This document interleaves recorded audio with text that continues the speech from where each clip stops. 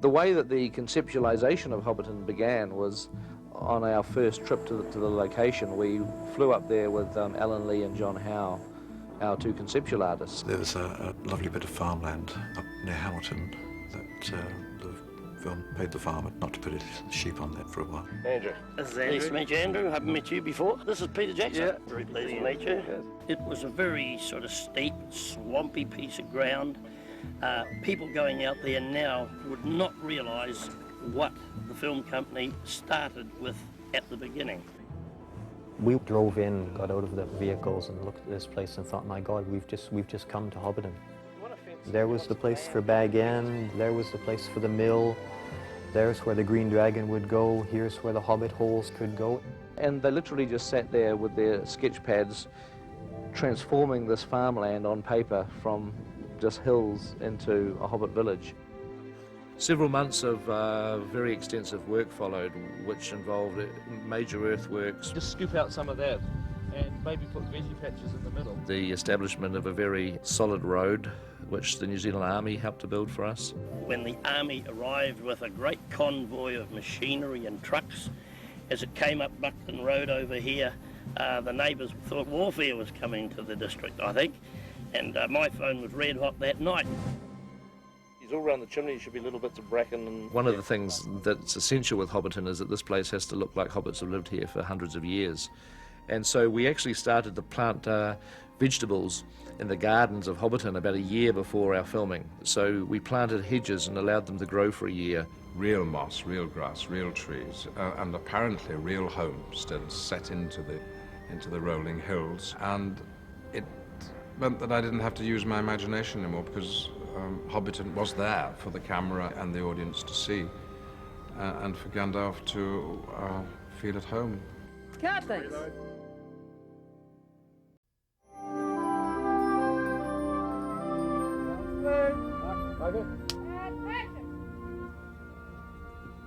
When you read the books, if you have any sort of imaginative bone in your body, you can't help but have an exact picture in your mind's eye of what Hobbiton looks like. And then to show up on the sets, you sort of think, that's exactly how I pictured it.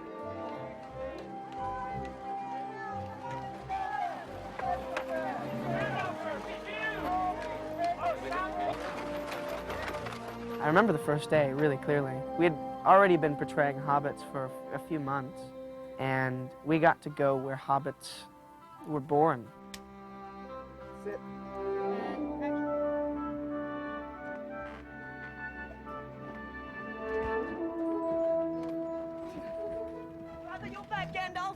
Yeah. I mean, that one. Hobbiton was incredible. When we all arrived there, we thought everyone wanted to stay there, you know. We're not in Kansas anymore, Toto. The Hobbit holes and the pathways and the, vegetable gardens and the wheat field. Yeah, the sort of town center and the pub and this amazing bridge over this little pond. And it was just absolutely gorgeous. All of the things that are rich and luscious and right about what was described in the trilogy about Hobbiton were there. So you grab it, you eat, and put it down again, and then with your mouth full, you will say, Say what you like about Mad Baggins, but no one keeps a better table. And cut. We walked around, and it was all to our scale, so we could walk around and feel like hobbits. Open the doors and walk through the gardens and walk down the streets and see other people walking around like hobbits, and it was amazing. Some of my favourite days filming certainly have been in Hobbiton when we did Bilbo's party, because there's a huge party atmosphere and there's cakes and people are dancing, and it's just hobbits in their element having fun. And it in a way ultimately does represent what is at stake throughout the entire saga of the Lord of the Rings. Lord of the Rings is a mythology, it is a fairy tale, it's an adventure story. It never happened, except somewhere in our hearts. And yet there was Hobbiton in 3 dimensions and smoke coming out of the holes where they live underground. And I believed.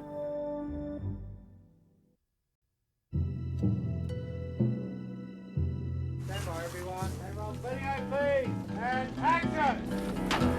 When the hobbits arrive at the Bree Gates, they arrive in the pouring rain and they're looking for a tavern called the Prancing Pony. We have taken an enormous amount of care to try and build a cultural history to the peoples of Middle-earth through the use of props and wardrobe and set design.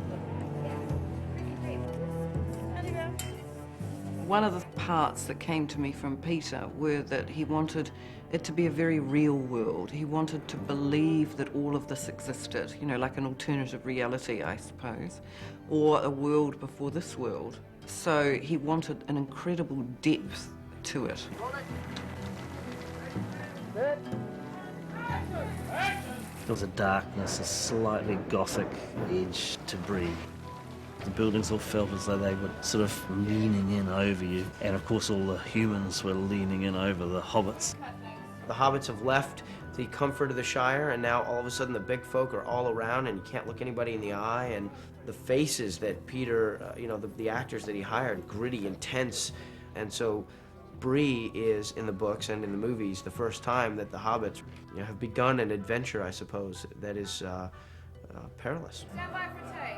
Lots of life, lots of bubble and animation. To believe the story, you've got to believe the world you're in, and a lot of work has gone into the detail, even though the camera won't pick up on it all. Roll sound. Sound speed. Back one action. And action.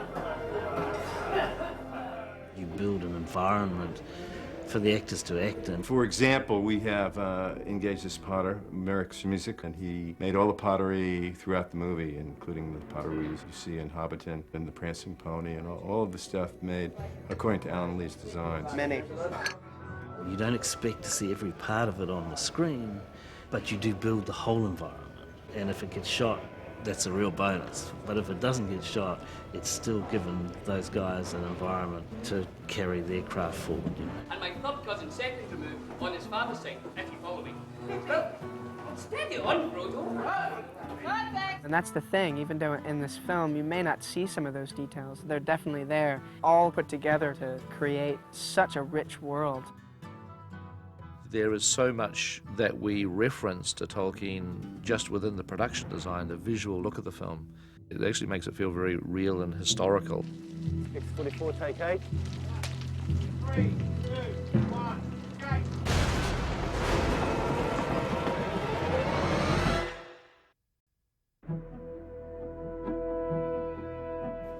Coming back, thank you. X19.3 Charlie, G camera mark. The Black Riders are one of the most memorable things of the book. I think a lot of people that read the book remember the Black Riders. Particularly the scene where the hobbits have to hide beneath a rotten log as the Black Rider stops in a forest sniffing them. There's a mushroom patch, so, you know, Mary will have the bag. You guys will be carefully tucking them, because, I mean, this is your next feast. It's, like, amazing. Mm-hmm. You know, you're going to grab these, you're going to fry them up. I wanted that scene to be as much of feeling like it came from the pages of the book as I possibly could. It was actually the scene that we shot on the first day of the shoot. You know, at that moment, I think it's pure evil that this thing exudes. So you can sort of have your eyes looking up or looking at each other. It was our very first scene, and so I was able to put quite a bit of time into thinking about it. Roll sound. 33, take 1, hitting camera A. And just action hobbits with the mushrooms. Get off the road! Quick!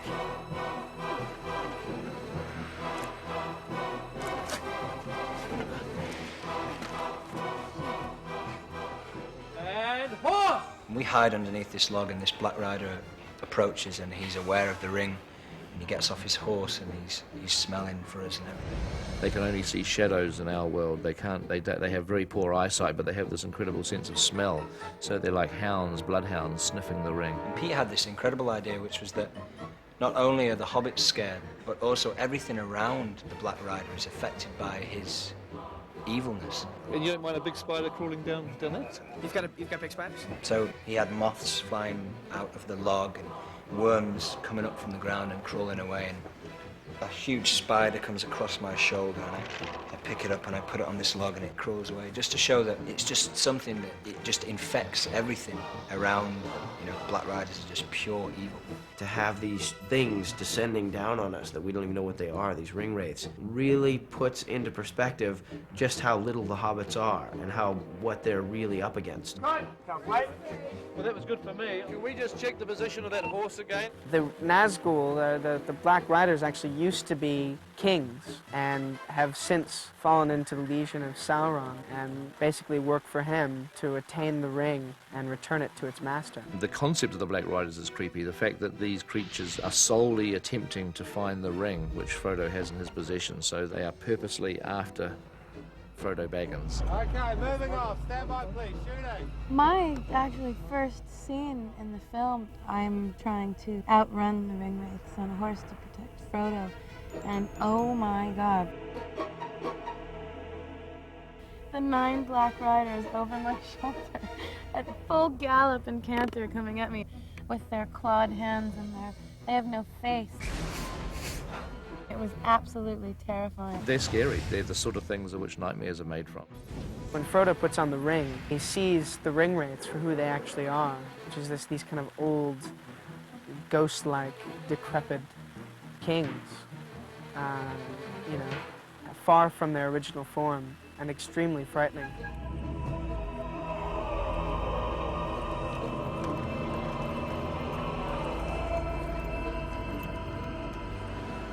Those costumes that you see as a big black shroud are so complex underneath, structurally. Okay, how does it feel? And there's over 50 meters of fabric in each one of them. So those guys are carrying one hell of a load of weight when they're riding.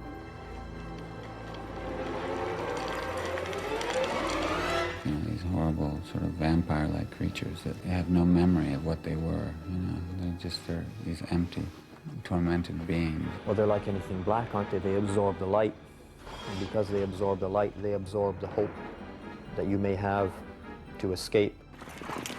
It thrills me beyond belief to see those ring wraiths on screen. It thrills me how terrifying they are. They're creepy, they're for real because they have physical limitations, but on the other hand, they should be sinister and scary because they can take you to Mordor.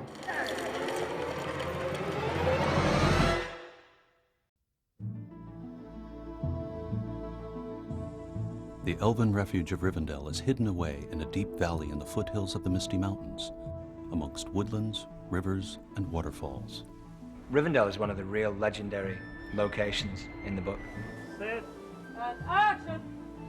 I think that's one of the challenges of making a book into a film or even illustrating a book. You are supplanting someone's imagination with something that they're actually going to see with their eyes. Rivendell is almost like an ideal community where elves live in a very close harmony with nature. The hobbits have always been fascinated by elves because elves are creatures that are rarely seen but are shrouded in mystery. So like people in the Shire have no idea that the elves live in trees in Rivendell. As hobbits, this was all new to us as well, so we could easily convey those kind of emotions because it was quite different and beautiful. Director Peter Jackson imagined an ethereal environment of faded grandeur. Rivendell had an autumnal feeling, and that was partly because Rivendell is actually a society that's slightly in decay. It feels old and definitely past its prime, which is quite suitable for the slight kind of air of melancholy that there is around that whole area of the elves. It was this amazing forest with these little tiny, you know, this amazing intricate set kind of plopped down in the middle of it. The artists looked to Celtic decorative art and Art Nouveau as the starting points for Elvish design.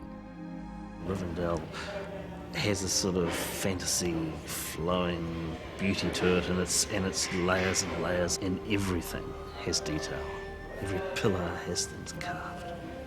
Every roof has various filigree, and all the lanterns have beautiful shapes.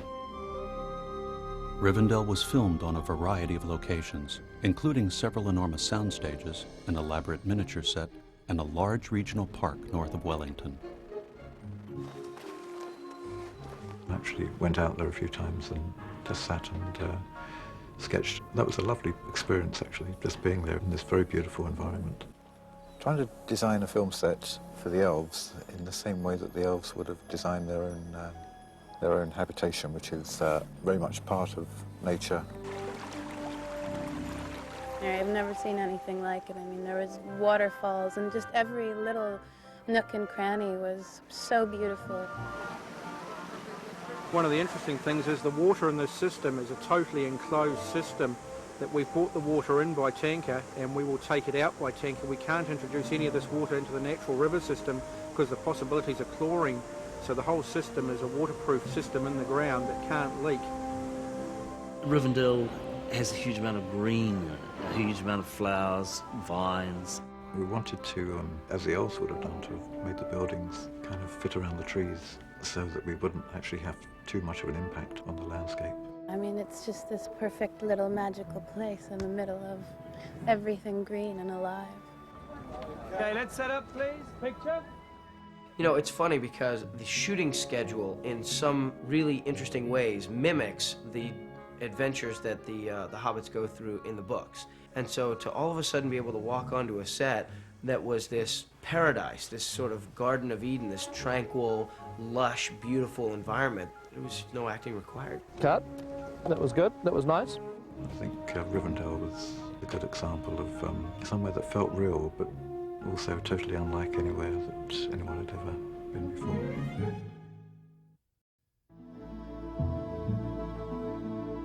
Here we go now, please, shooting, thank you. Because Tolkien has invented a language, the Elvish language, as well as Black speech and Dwarvish, we're there to make sure that the actors get to grips with that. You want to check that line, Liv? You happy with it? You're all right? I know it. Yeah, thank you. Here we go, thank you. We have worked very, very hard at making that as authentic as possible, that every time somebody says a name or a place or a language, we're very, very confident that it's exactly how Tolkien would have himself spoken it. And the cut.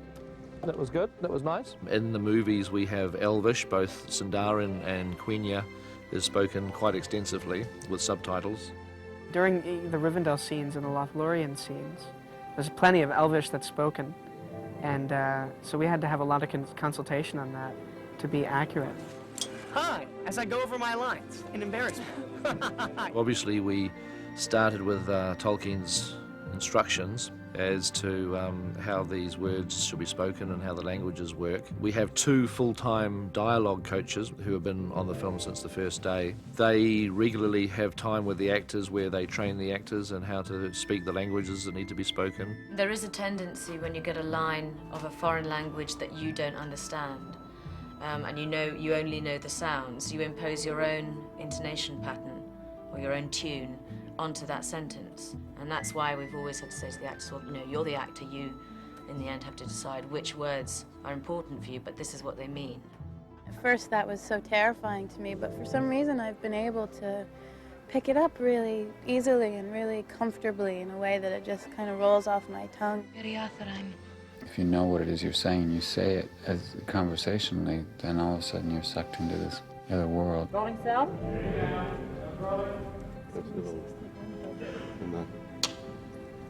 One of the things that Tolkien says in the book is that their speaking and their singing voices sound like bells chiming. They're just supposedly really magical and beautiful, and it really does sound that way when you speak it. Tolkien's connection with language goes right back into his childhood. He was making new languages even as a small child, and obviously from that he made the people to go with them. But the languages came first, and it's the power of communication is such an extraordinary thing. It is the only thing that makes us different from the other inhabitants of our planet. And I think the difference in languages says everything about the difference in cultures. And I think that was probably what fascinated him, the sound of words and how they differed from culture to culture. And all those ancient languages that he studied encoded within them an entire society.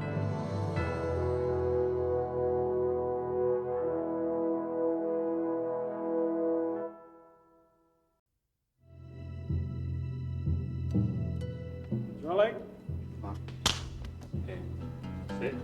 And action. They are the Maiar. They are immortal in human form.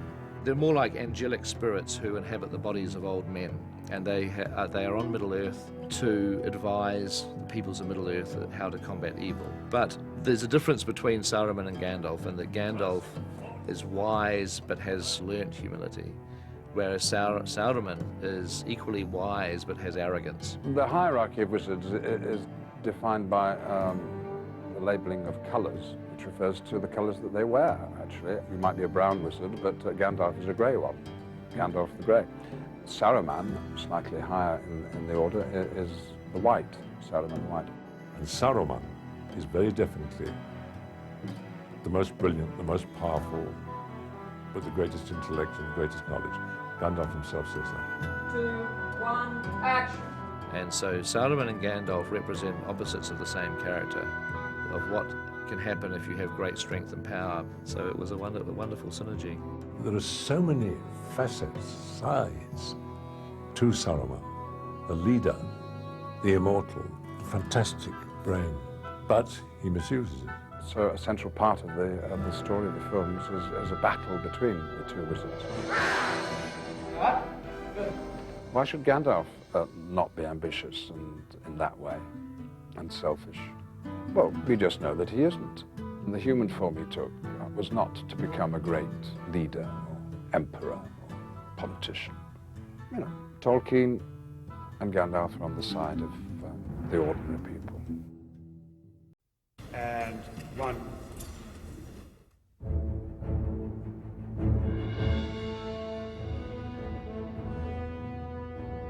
One of the important things with the music in the story is that we wanted it to reflect the different cultures of The Lord of the Rings. You know, reading it off the page, it's incredibly rich with the language of the dwarves and the elves and the humans and the hobbits. But of course, the one thing that you don't get from reading the book is you don't hear the music.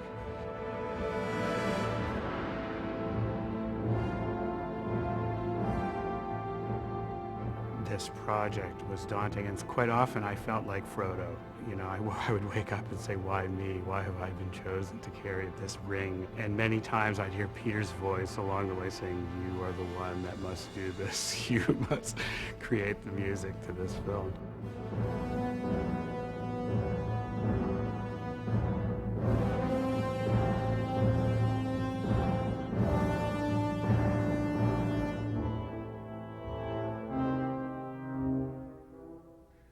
That seemed good.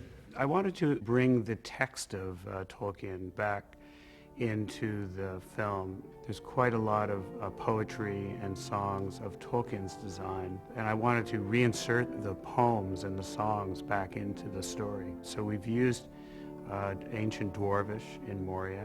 It was sung by a Maori Samoan choir. We used Elvish, Sindarin, and Quenya in the score, actually sung in the score. Today we did a boys' choir. So this was a way to get some of the detail of the story back into the film.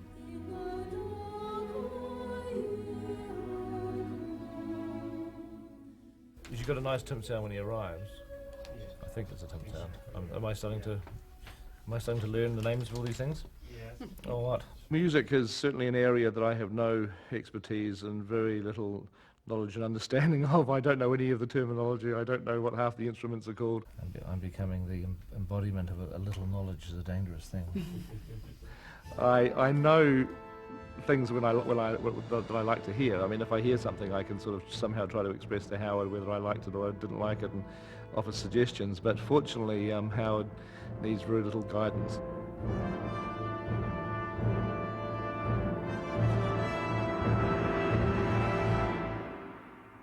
That was pretty good, Howard. It seemed to just the soundtrack just stopped right on the point that the horn came in, so there was no breathing space. Right. So should I stop a beat earlier? You probably should, I think. Yeah. Right.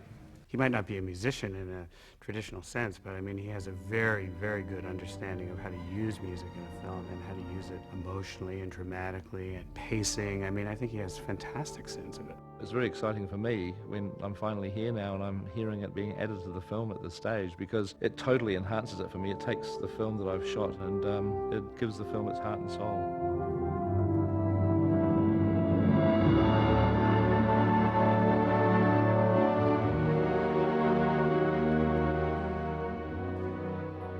The score is very classical. It's a very operatic feel. It's designed really to transport you into another world.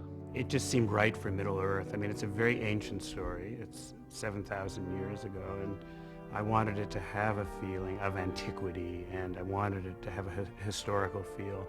And I wanted it to have a feeling that it was maybe you discovered the score somewhere in some old locker somewhere at the bottom of a sunken ship or something, you know.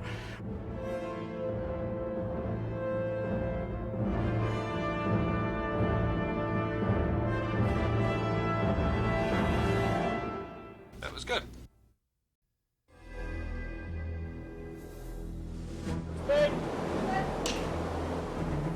Action!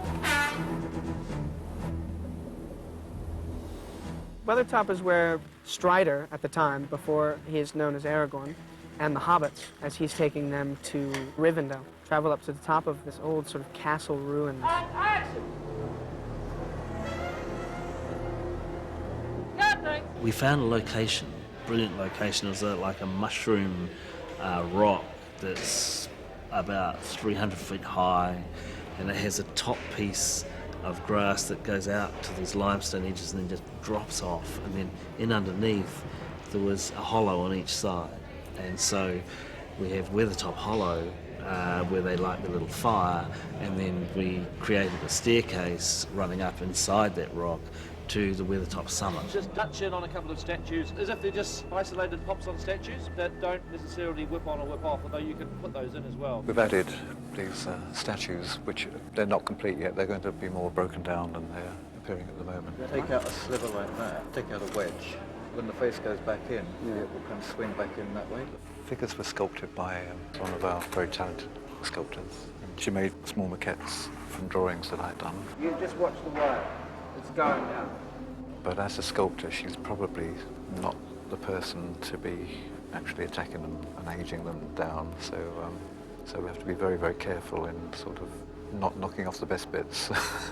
Push it that way. I guess they just sort of represent some element of the age of this place, but they're also kind of like a brooding presence, a kind of foreboding of what's about to happen. It's extremely frightening because it's the first time that the hobbits, you know, had been attacked by the ring wraiths. The first thing you see is how scared Frodo is, and then you turn and look. And at that point, I think we go to 5 wraiths. More smoke and action! So we're all armed, and by this point we realise that it's Frodo that they want. So the hobbits are in a formation where they're protecting Frodo.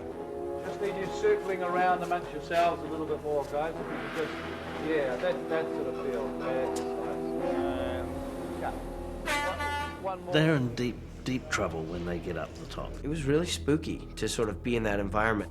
Really a hollow, vacant, eerie, scary quality to the way that was described in the books and the way Peter has actualized it in the film. Just react with your sword arm too. Just, yeah. Alrighty, lighting up the torch, thanks. Wind and smoke happening, please.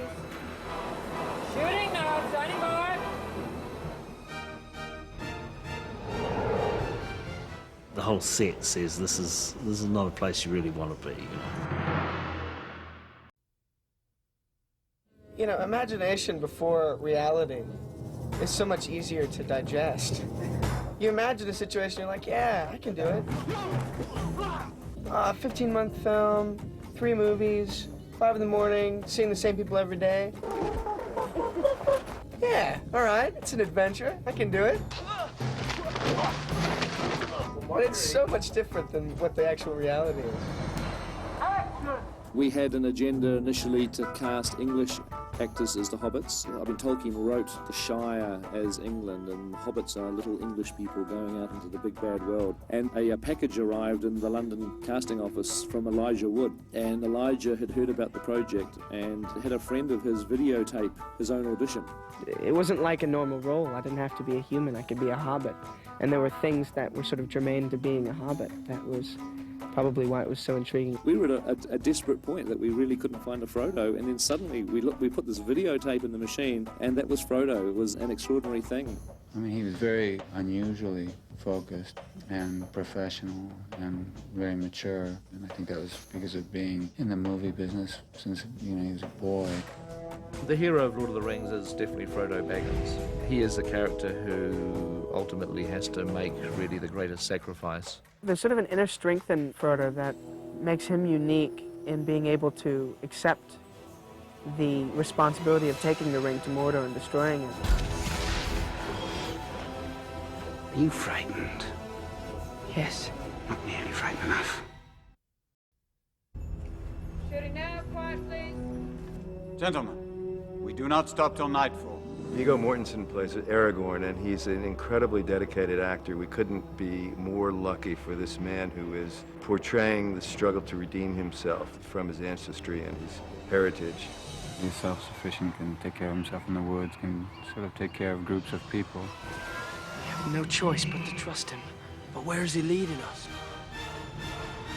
Everybody go, go, go! Viggo can play Aragorn as this sort of mythic hero with a sword and a costume and doing all this amazing stuff, or he can play Aragorn as a real person, and Viggo's playing it real, and you really feel it. It's going to look much more exciting if you keep trying to go for Aragorn and he has to push his way through you.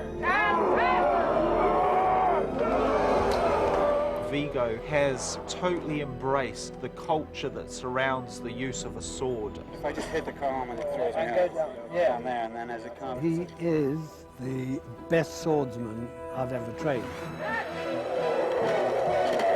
I mean, Aragorn is maybe the most physical character in the story.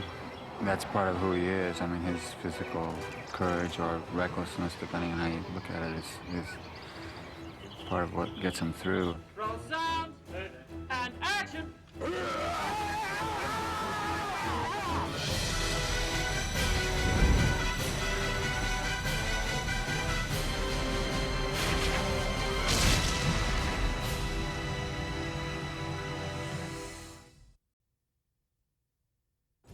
So it'd be nice just to stop the hobbits a bit closer to Orlando, not let them get too far away. Legolas is a Mirkwood elf, which is one of the woodland realms. Strangers from distant lands, you will unite or you will fall. You have my sword. And you have my bow. He's a warrior, essentially. And that's basically my role in the Fellowship, you know. Yeah, I'm going to do this sort of swinging motion like this. Yeah. They have a hyper keen sense of sight and hearing and a beautiful relationship with nature, and they're just sort of very powerful, special creatures. And they're immortal, so they haven't known sickness or pestilence. They can be slain in battle, or they can die of a broken heart, but that's about it. Anybody shoot? He's just in the middle of his preparation. He's prepared, I'm trying to focus here. I'm trying to get my objectives and my actions right. Just because you don't even think about anything like that, you know. The humans are slightly threatened by the elf. Was he posing? A comely elf, isn't he? We have this joke where we dig at each other, me and Aragorn, me and Viggo. Bean Boy, so threatened, these humans, honestly. So threatened by the elves. Yeah, and I'm like, yeah, well, at least I don't smell, and at least I'm going to live forever. So we get a little bit of the odd dig here and there, you know, but that's just because I can't use a bow and arrow the way I can. One of the most challenging parts for me was trying to understand a martial art enough and getting the movement right.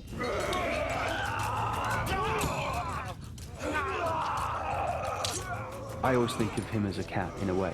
You know how a cat will, like, hop up onto a table and just sort of stop with no forward locomotion? It'll just stop there, and it'll be sitting still and alert on top of a table, you know?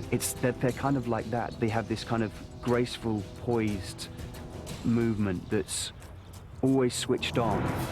Something draws near. I can feel it.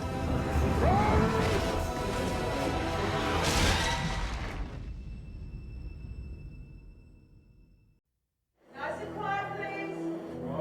Shooting. Action. Galadriel is someone who has an edge of danger about her because she is a ring bearer, and she has the potential, if she was to take the One Ring, that she too could turn into the evil force that Sauron is. There's something beautiful and wonderful about Galadriel, but there's something incredibly creepy and, you know, possibly dangerous about her as well. Even the smallest person can change the course of the future.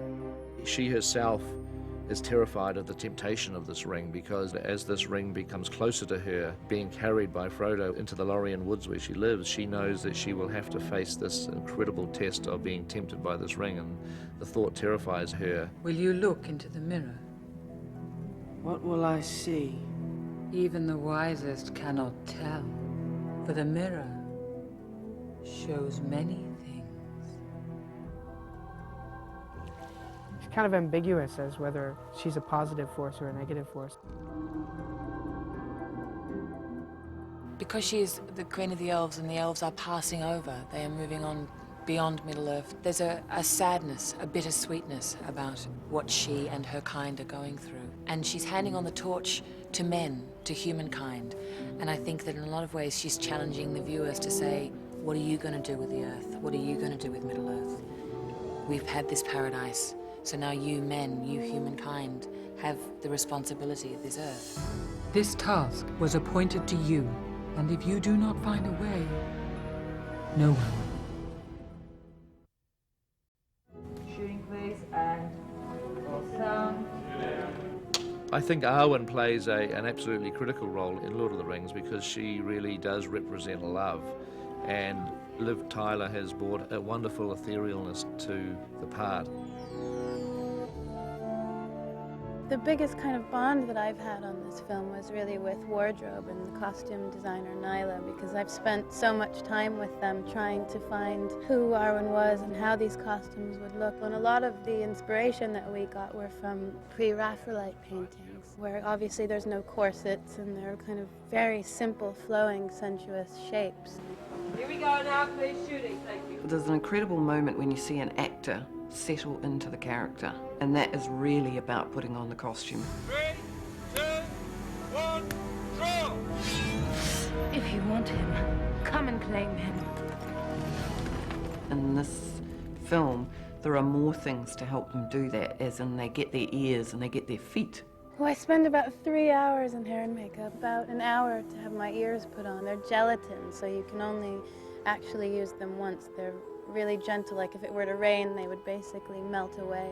And then they put on the costume and suddenly it all gels for them, and that's a fantastic moment. It's like being a fairy princess in a funny kind of way for me to be able to come into work and get dressed up in these amazing, feminine, really, really feminine costumes. It's very nice. Here we go now, shooting, please. And action! Gandalf has been around for 7,000 years. He's been sent down by the powers above to help Middle-earth, to protect it from the evil which is contained within the One Ring. Is it secret? Is it safe? Gandalf is such a rich character. He's so happily taken on human form that I, as an actor, was able to concentrate on what was more ordinary than immortality. He can come across as a very cliched wizard. I mean, he even wears the pointed wizard's hat. Ian came out and did a week with us for early fittings, and I can remember when we first presented him with this hat, I really think he just didn't know what on earth to make of it. So that one was a love-hate relationship. So I don't think you're sort of holding it in any particularly. I think you're just using it, you know, just as a torch, basically. Yeah. Gandalf's magic I see as being subtle. I hate seeing fantasy movies where wizards are portrayed having sort of lightning bolts coming out of their fingertips and having all these tricks. And so we made a deliberate attempt to really not give Gandalf any visually cliched magical powers. Okay, cut! So, a very human wizard, and therefore a rather easy way into this strange, magical world that Tolkien created. Cut. Good. Okay, we'll just do one more.